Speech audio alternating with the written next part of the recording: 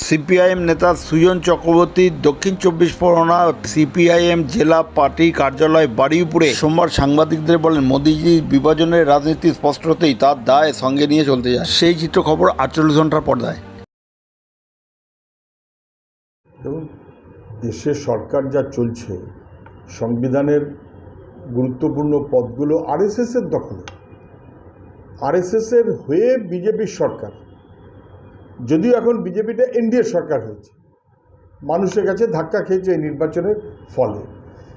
যেহেতু মানুষের কাছে ধাক্কা খেয়েছে, ফলে জবরদস্তি আবার বিভাজনের রাজনীতি করবার মনোভাব থেকে সরকার তার পুরনো সিদ্ধান্ত থেকে সরে আসছে। আরএসএস সেই পরিচয় নিয়ে সরকারি কর্মচারী কাজ করা যাবে, এটা যাবে না যে সিদ্ধান্ত ছিল সেটাকে সরকার বদলে দিল সরকারি কাজের ক্ষেত্রেও বিভাজনের ব্যবস্থা তৈরি রাখার জন্য।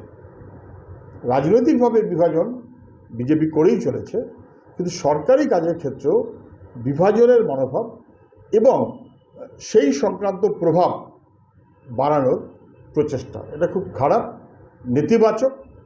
এমনকি অটল বিহারী বাজপেয়ী সরকারও করেনি।